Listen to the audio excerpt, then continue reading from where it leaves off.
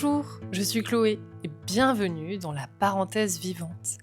Ici, on parle de parentalité consciente, de neuroatypie, de pédagogie nature et de santé mentale. Tout ça avec sincérité, douceur et repères concrets. Un espace pour souffler, déculpabiliser et te sentir moins seul, afin de revenir à l'essentiel, le lien. Coucou, c'est Chloé. Aujourd'hui, je te propose un épisode lumineux, mais pas seulement. Parce que on parle souvent de parentalité en mode urgence, avec les limites, les crises, le stress, la logistique, et c'est très utile. Mais si on ne nourrit pas le lien au quotidien, on finit par faire de la gestion avec très peu de carburant pour notre équilibre psychologique. Parce qu'on a tous besoin de trouver cet équilibre. Aujourd'hui, justement, on va parler de ce lien. Et il se construit dans des petits moments qui sont souvent les plus simples. Un regard, une phrase, un rire, un mini câlin, une réparation. Des choses minuscules qui, répétées, deviennent énormes. Je vais te donner un exemple peut-être un petit peu délicat. Si tu as eu un décès d'un proche, souvent ce que l'on se remémore du lien, c'est des choses qui sont très simples. Eh bien, c'est pareil au quotidien dans la relation que l'on tisse avec nos proches. Dans cet épisode, je vais te donner un mode d'emploi simple, des petits moments concrets et aussi 3 versions selon ta réalité du moment. Alors d'abord, le lien, finalement, c'est du ping-pong.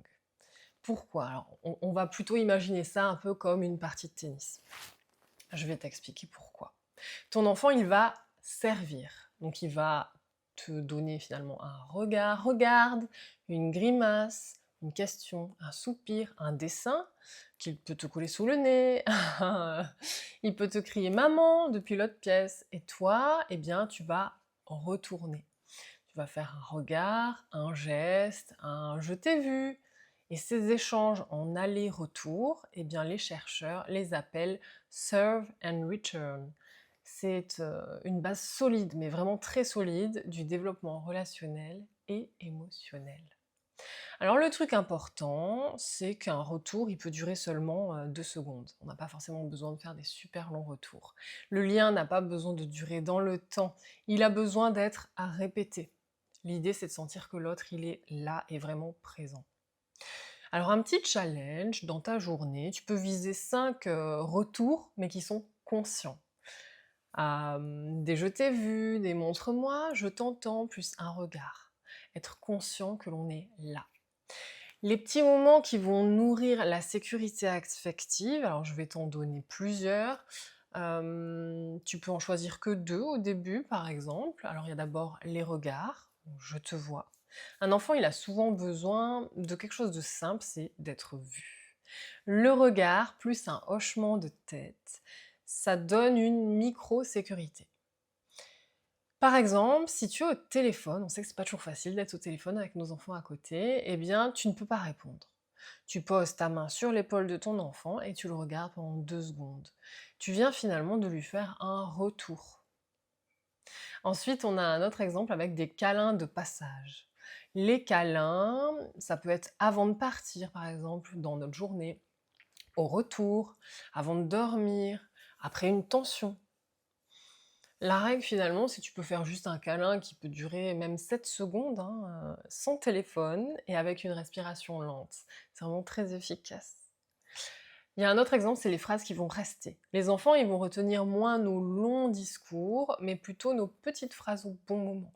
Par exemple, «Je suis contente que tu sois là» ou «Même quand c'est dur, je t'aime».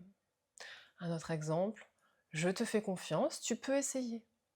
Ou un autre exemple, «On va trouver ensemble». Il peut aussi y avoir un lien qui se développe pendant les trajets, en voiture, pendant que l'on marche. Ça peut être finalement le moment parfait. L'idée, c'est de montrer qu'on est côte à côte, qu'on est ensemble et vraiment que on est là l'un pour l'autre. Alors le rituel simple, ça peut être de poser juste une question. Alors on n'en pose pas vraiment 10, hein, c'est une seule question. Par exemple, aujourd'hui, peux poser la question, soleil, nuage ou tempête aujourd'hui au niveau des émotions? Ça peut être super intéressant. Raconte-moi ton moment drôle de la journée ou d'hier. Ton moment dur et on va chercher à développer le lien comme ça.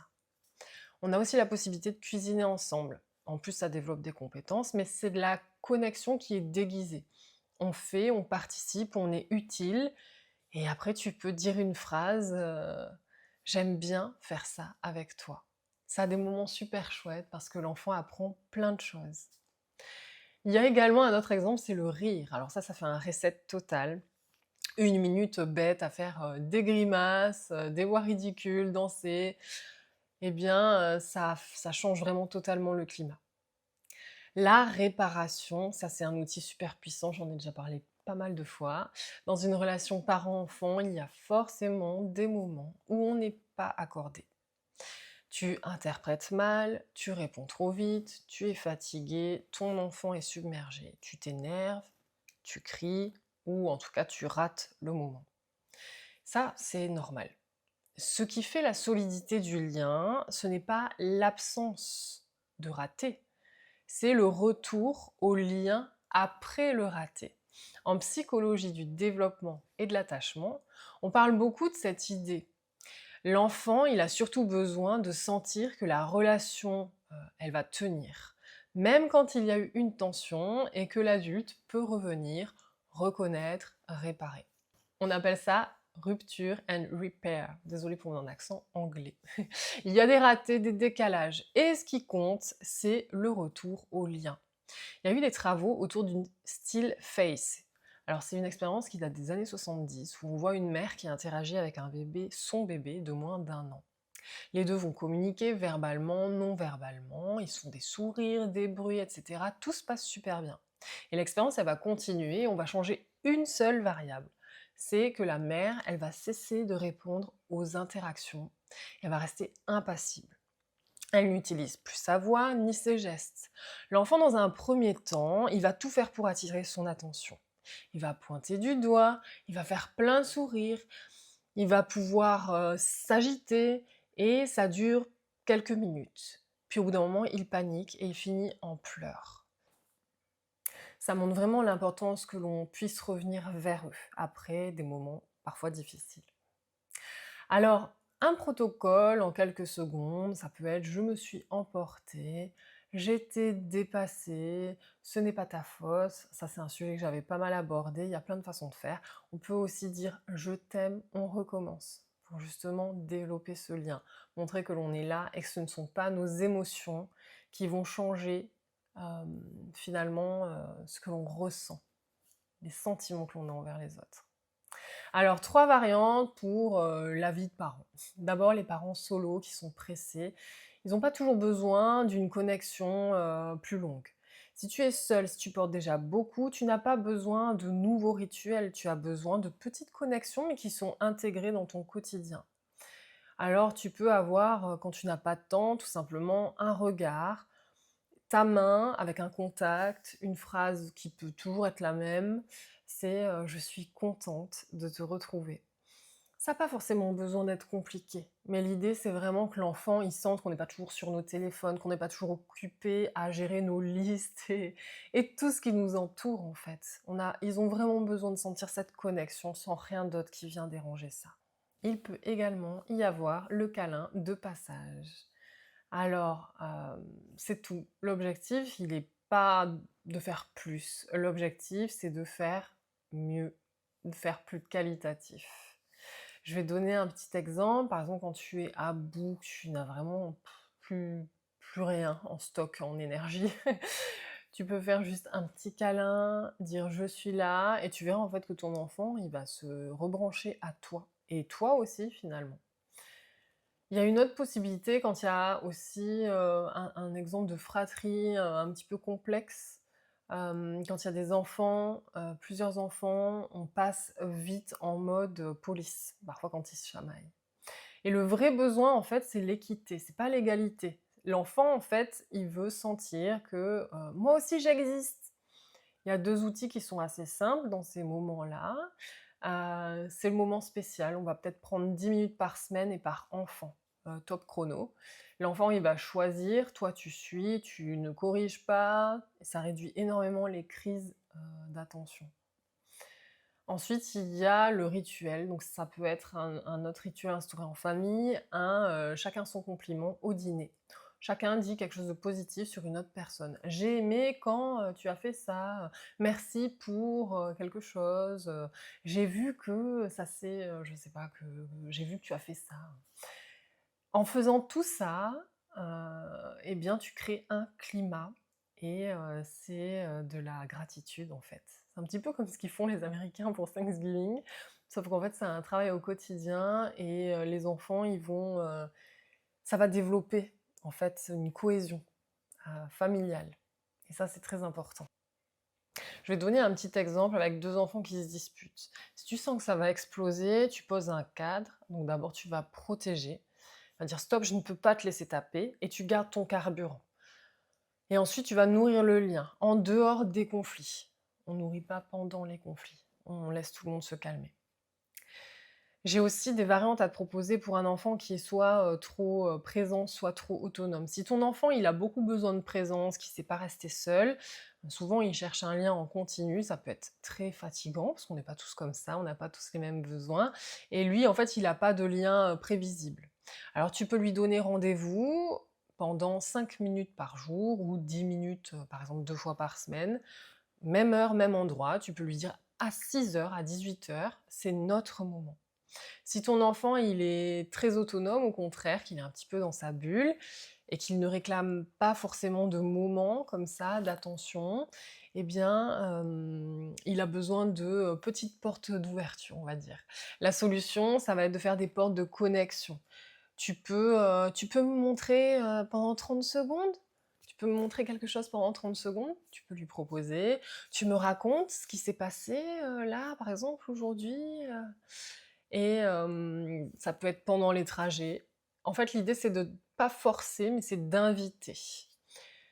Alors un petit plan simple pour, finalement, vous les auditeurs. Cette semaine, tu peux choisir 3 petits moments, en fait, avec un câlin de passage, une question pendant un trajet, une réparation express si ça déborde, un moment de gratitude au moment du repas et tu observes. L'idée, c'est pas d'avoir de la perfection, c'est juste, en fait, de faire de la répétition, de créer des connexions. C'est vraiment ça, en fait, hein. C'est comme les amitiés, parfois ça demande, des efforts, de reprendre des nouvelles, mais c'est pareil dans une famille et c'est pareil entre frères et sœurs. Pour finir, eh bien, j'aimerais préciser que la parentalité, ça ne se joue pas seulement dans les grands principes. Elle va finalement se construire dans des détails qui sont invisibles, dans la beauté du quotidien qui nous entoure, et parce qu'il y en a toujours de la beauté, n'oubliez pas. Et si tu n'as, on va dire entre guillemets, réussi qu'un petit moment aujourd'hui, eh bien il compte quand même. Parce que le lien, il se construit comme ça, une petite chose après l'autre. On a souvent tendance à se concentrer sur ce qui est négatif. Et finalement, c'est humain, on va culpabiliser pour des attitudes que nous avons eues, mais en fait, c'est fait. On a seulement le pouvoir de changer nos attitudes maintenant et non de rester concentré sur le passé. Alors l'idée, c'est de faire de son mieux chaque instant, car on ne sait pas ce que nous réserve la vie.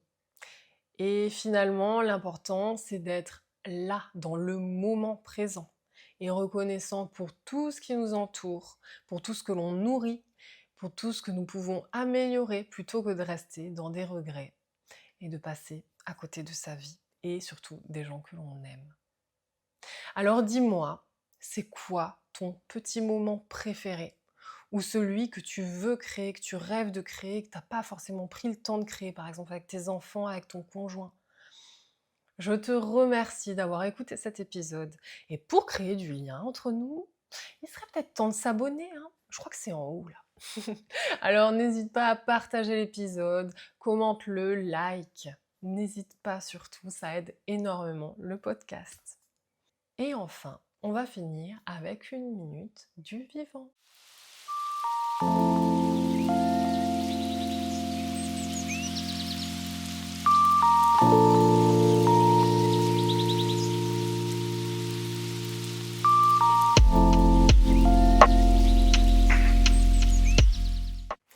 pour finir, une minute du vivant spéciale début juin. Est-ce que tu connais cette odeur incroyable juste avant ou juste après une pluie d'été? Cette odeur de terre mouillée qui donne l'impression que le monde respire. Eh bien, figure-toi que cette odeur a un nom. Ça s'appelle le pétrichor. Pourquoi ça sent si bon? Eh bien, en fait, quand la pluie tombe sur une terre qui est plutôt sèche, elle libère dans l'air un mélange de molécules. Il va y avoir des huiles végétales qui sont déposées sur le sol et les roches, donc plutôt grasses. Et il y a aussi une molécule très célèbre qui s'appelle la géosmine. Elle est produite par des petites bactéries qui sont situées sur le sol, les actinomycètes.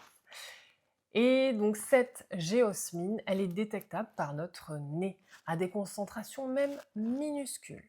Et le détail qui est incroyable, c'est que des recherches ont montré que l'impact des gouttes sur une surface qui est poreuse peut créer des minuscules bulles qui éclatent et projettent des aérosols. Ces aérosols peuvent transporter des composés qui ont une odeur et donc voyager dans l'air. Donc oui, quand tu sens la pluie arriver, eh ben c'est parfois parce que ton nez, il reçoit déjà ces petits signaux avant la pluie ou dit après la pluie. Donc en gros, il y a des petites bulles qui éclatent avec des odeurs et notre nez le perçoit. Donc oui, tu sens la pluie arriver parfois même avant qu'elle soit là. Ce sont des petits signaux. Je vais te proposer un atelier aujourd'hui, le nez du scientifique. On peut le faire en famille, cet atelier. Il y a besoin de 2 petits pots ou 2 verres, un peu de terre sèche, surtout pas moisie s'il te plaît. Ça peut venir d'un pot de fleurs, du jardin et on a aussi besoin d'eau. Alors d'abord, on va préparer les 2 pots. Le premier pot, on va seulement mettre dedans de la terre sèche. Le pot numéro 2, on va mettre de la terre sèche et 1 cuillère d'eau, juste pour humidifier. La deuxième étape, ça va être de faire le test avant-après. On va sentir dans le premier pot. On va mettre une note. Est-ce que c'est plutôt sec? Ça sent le sec, la poussière, ça sent l'herbe? Est-ce qu'il y a une odeur particulière? Dans le pot numéro 2, on va aussi noter ce qui change et on va donner une note. On va pouvoir se demander jusqu'à 10, une note jusqu'à 10, est-ce qu'il y a une odeur de pluie? Est-ce que ça nous fait penser à quelque chose? Et on va comparer nos réponses pour voir un petit peu ce qui est le plus adapté. On va essayer de donner un petit peu un qualificatif à chacun de ces pots et de voir un petit peu si on est d'accord, si chacun a senti la même chose. C'est intéressant de comparer. Et ensuite, je vais te proposer une autre étape avec le jeu des parfumeurs. Chacun va inventer un nom, par exemple à son pot. Odeur de forêt chaude, odeur de vacances ou odeur de jardin après l'orage. Et on va choisir ensemble la meilleure description pour chaque pot. Cette odeur de pétrichor, elle nous rappelle que le sol, il est vivant, un monde de microbes, de plantes, de cycles. Et plus on observe, plus on a envie de préserver cette nature qui nous entoure et grâce à laquelle on vit. Alors, je répète surtout le détail important pour cette activité, surtout ne prends pas de terre moisie. L'idée, c'est vraiment de prendre de la terre sèche et de compléter avec de l'eau. Et tu peux te laver les mains après, une fois que c'est fini l'expérience. Finalement, ce que l'on peut retenir de cet atelier, c'est regarde, même une odeur raconte une histoire du vivant. Et quand on apprend à la lire, on respecte davantage. Et oui.